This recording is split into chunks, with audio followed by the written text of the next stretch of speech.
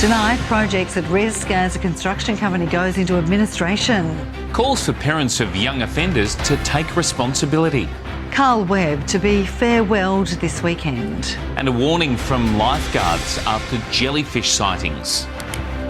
This is 7 News with Joanne, Desmond and Adam Straney.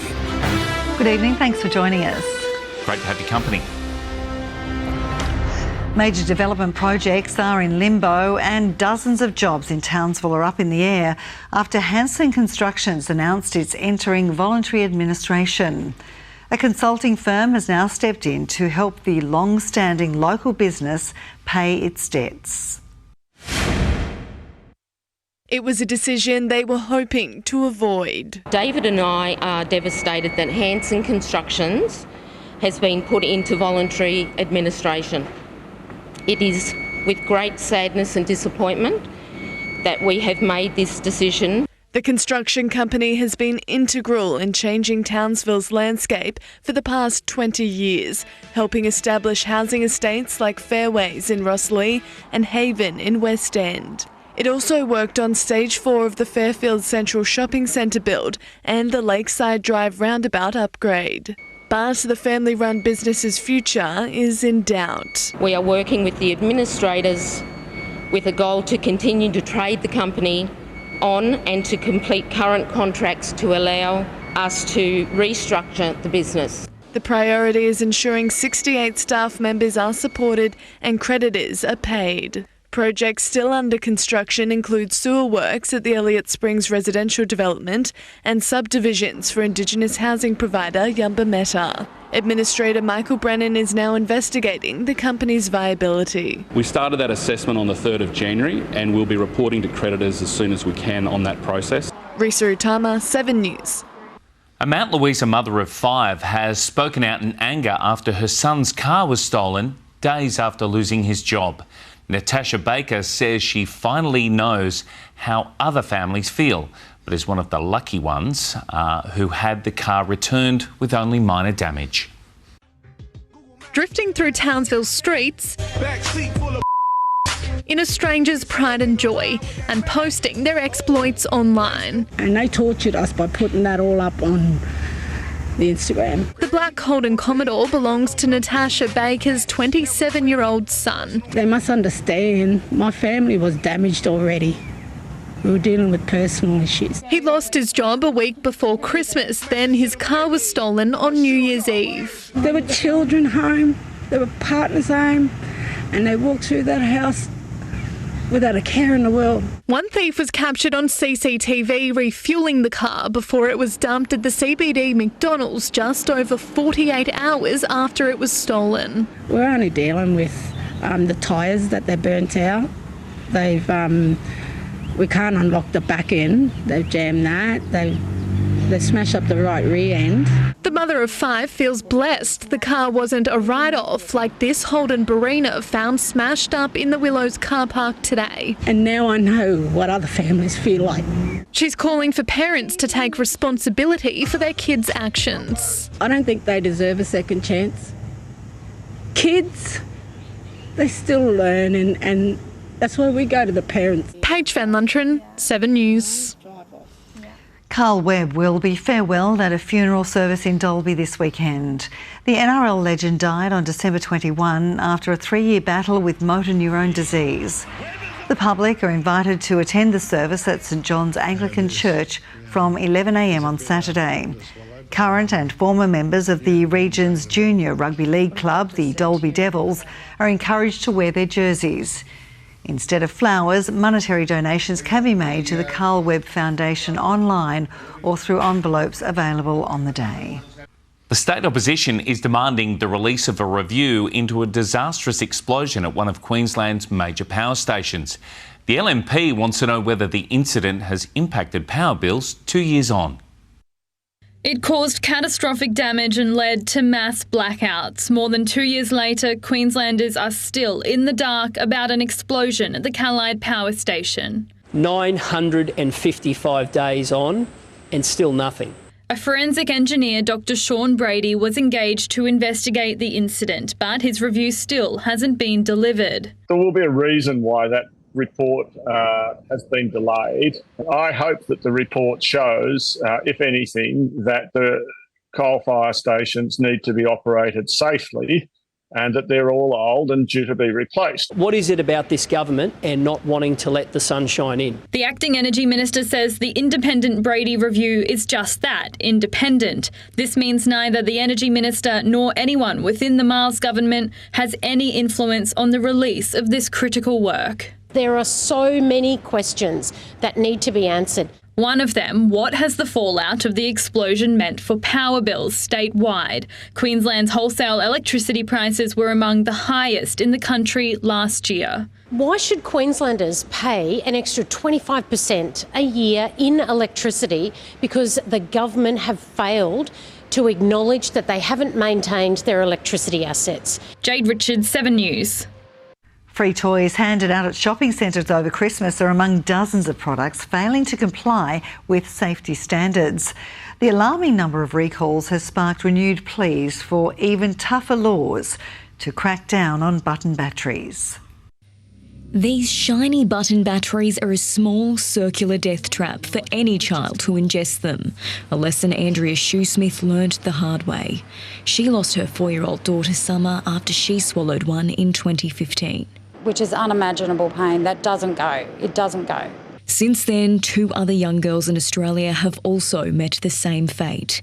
So in 2022, new safety standards were imposed by the government to prevent more deaths from button batteries. 132 products have been recalled since the new rules came into effect, including toys like the Super Spy HQ sold at Big W and light-up sensory glow tubes given out at some Santa photo sets in shopping centres at Christmas. We have issued infringement notices totalling more than $500,000 to 6 different suppliers. But Andrea says that's not enough. She wants button batteries banned altogether. You can absolutely expect that if there are further serious incidents of non-compliance, that we will take action and potentially more serious action than has already been taken in the past. Be smart and make the decision not to buy anything with a button battery in it, unless you want to suffer the same fate. Tiani Reid, 7 News. Lifeguards have issued a warning to beachgoers to be on the lookout for deadly jellyfish. There's already been more than 115 stinger-related injuries in North Queensland since the start of December. They're sometimes impossible to see, but experts warn the sting of a jellyfish can cause serious injury and even death. In Australia, we have 2 types of jellyfish that can produce lethal outcomes. And North Queensland is home to the deadliest. Box jellyfish is the most venomous creature on the planet. As well as irukandji jellyfish. There's something about the venom that triggers a feeling of an impending feeling of doom. The invertebrates use their stinging tentacles to paralyse prey before eating them. We've had 10 major stings across the North Queensland region. Box and irukandji jellyfish have been spotted across Mackay, Townsville and Yeppoon. More than 115 people have been stung since December 1. It's not unusual when we do have these hotter, drier conditions that we are going to see more stings. Lifeguards encourage swimmers to stay alert and watch for jellyfish warning signs. We have had 25 beach closures due to marine stingers. Stinger suits are recommended, or try to wear as much clothing in the water as possible. If stung, call 000 immediately. It's better to be in the hospital and not need to be there than not be in the hospital and need to be there. Georgie May Walker, 7 News. Ahead tonight, the North's jam-packed events calendar in 2024. And the Navy veteran running from Townsville to Cairns for a cause close to his heart.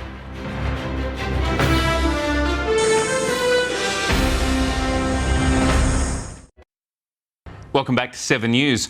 Locals will have plenty to look forward to in 2024 as the region builds on its reputation as the events capital of the North. 2 Pink concerts and the World Multi-Sport Championships are just some of the big-ticket items that have already been penciled into the calendar.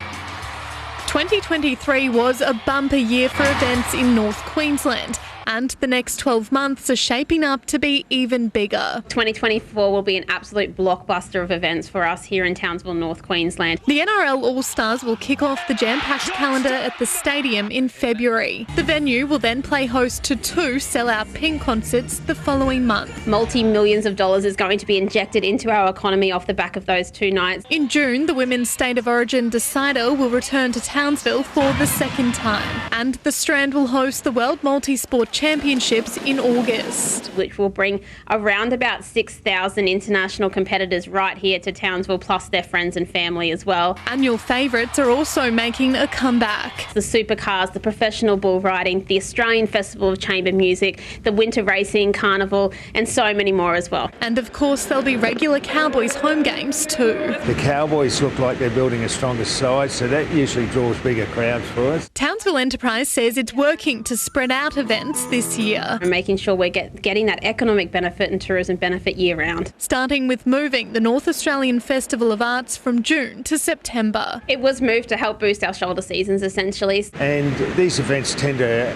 build as the year goes on. Paige Van Lunteren, 7 News. Nominations are now open to vote for Queensland's top nurses and midwives. The awards are designed to recognise excellence in positive practice, early career, First Nations staff and professional leadership. Head to the Queensland Nurse and Midwives Union website to vote. Nominations close on March 15. Well, a North Queensland man has plotted his own ultra-marathon course from Townsville to Cairns to run in memory of his late cousin. The 24-year-old hopes to raise $10,000 for the Children's Cancer Institute, so no more families have to suffer the pain of losing a little loved one. Lacing up and warming up for the run of a lifetime. Brendan Skinner is training to run 350 kilometres up the Queensland coastline from the Townsville Strand to the Cairns Esplanade. I think to get there in 3 days we'll have to go through the night. The Kerwin local is working up a sweat for the Children's Cancer Institute, a cause close to his heart. I have a cousin, we'd be the same age, she'd be 24 this year, but sadly at 6 she passed away. So I know back then there's not much emotion for me because I was also 6, but as you get older, you can see the impact it does have on the families. Temperatures are forecast to soar above 30 degrees when he sets off next weekend, but the Navy veteran is confident he can handle the challenge. Someone always mentions the heat, like, oh, it's the hottest time of the year, but that excites me. It makes me want to keep going. Brendan has raised $900 in donations so far and has just 9 days to hit his $10,000 target. His best friend has now put up his hand to help him reach his goal. Caleb's going to do some challenges, like if someone donates $100, he'll run 5 kilometres in his budgies. To donate, visit Brendan's page on the Children's Cancer Institute website. Risa Utama, 7 News. Well, it's a Friday and loads going on. Sport next with Luke. Certainly is. And the Blackhawks will have a new assistant coach this year, Luke. Yeah, it's all happening at the club at the moment. Roy Byra is a familiar face around the club after leading their Colts to victory last year. We'll have more on that next. And a Townsville sprinting sensation's Olympic ambitions.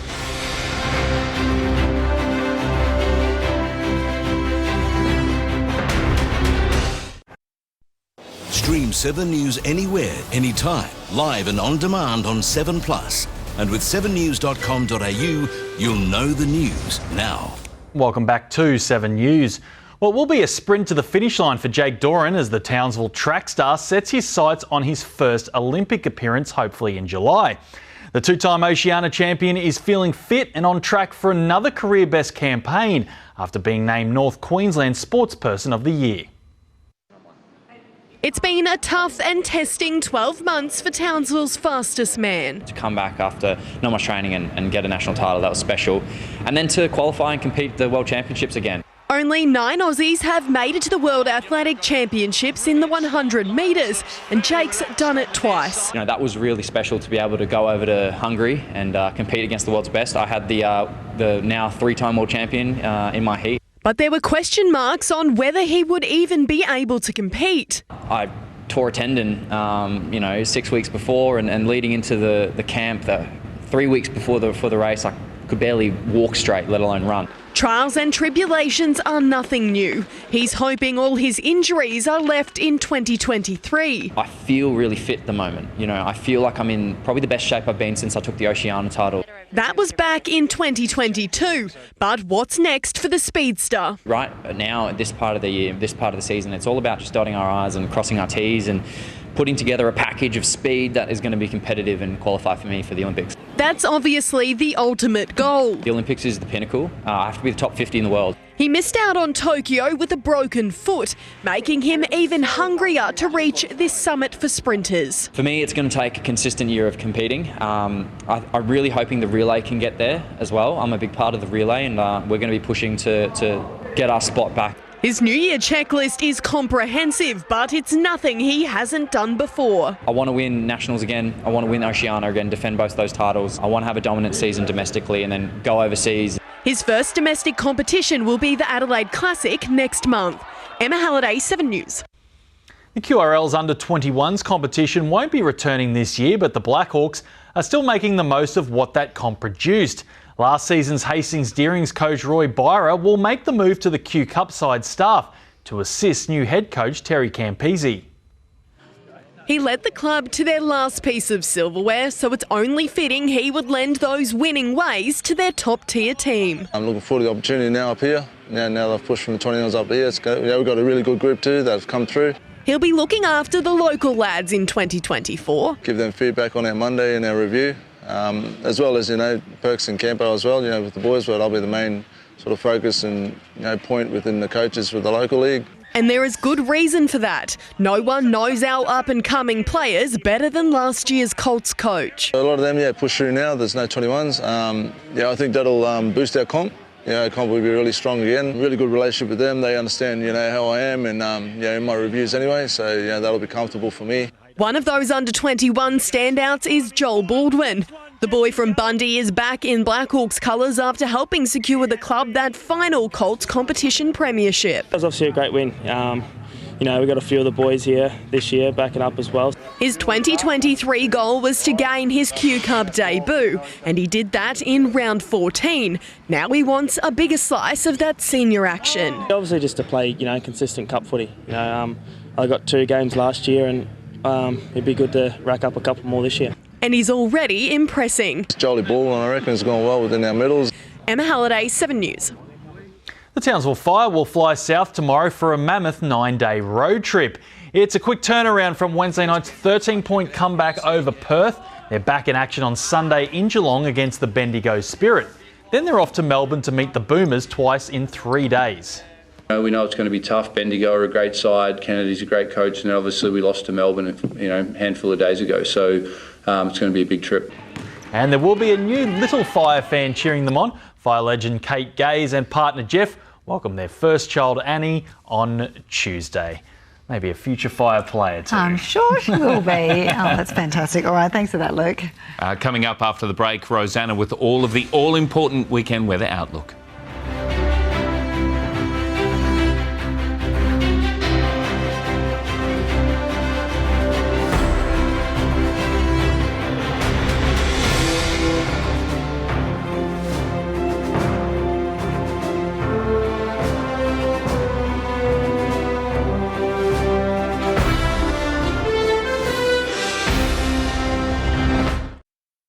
Hello, Rosanna Natoli with tonight's weather. From tropical cyclones, flash flooding and heat waves, it finally seems now that we Queenslanders are in for some calmer conditions for the week ahead. Now, despite remaining in some regions, that heat wave is easing over the state. Showers are still expected from the weekend onwards too. Temperatures today across the Herbert-Burdekin, 35 degrees in Townsville and Charters Towers. Bowen reached a top of 33. To the satellite loop, and nothing much is affecting us at the moment. Onshore flow is producing low cloud about south and northwestern Western Australia, and cloud with some isolated thunderstorm activity sits near the Western Australia and South Australian border here. Meanwhile, thunderstorms remain in the Northern Territory, coastal waters and far inland Queensland in through here. On today's chart, heat troughs still dominate inland parts of the continent. A ridge extends along the east coast of Australia, and that ridge strengthened for today as a high moved east across the Great Australian Bight, strengthening this ridge. On tomorrow's chart, that high will reach the Tasman Sea on Saturday and continue drifting east, expected to weaken early next week. So now to the latest from the Bureau. The boating forecast for Townsville waters. Winds are easterly around 10 to 15 knots, remaining the same until Monday. Seas are below 1 metre. Still some neap tides around thanks to last night's quarter moon. A high for tomorrow will be around 6:30am with the low at midday. For the Herbert and Lower Burdekin, that heat wave still remains in parts of the district. Mostly sunny with the slight chance of a shower, the chance of a thunderstorm in the south for the afternoon. Townsville, Ingham and Ayr all with a top of 34 degrees. For the northern Goldfields and Upper Flinders, the same here for the heatwave, the exact same. Mostly sunny with a slight chance of a shower and a thunderstorm. Charters Towers is heading for 37 degrees, Georgetown 36. Looking ahead for Townsville, wet conditions will continue into the working week, with showers supposed to be staying about. Temperatures will drop to the low 30s for next week as well. And that's everything for our Friday night weather update. Now to tonight's gorgeous pic from Kim. Thanks for sending in this stunning sunrise from Hervey Bay. Isn't it gorgeous? Now it is back to the team. Bye for now. Well, thanks so much for that, Rosanna. That's all from us here tonight. Thanks so much for your company. And just a reminder, you can watch a replay of our news on the 7plus app or catch up on our page 7news.com.au. From all of us here, enjoy your weekend. Good night. Good night.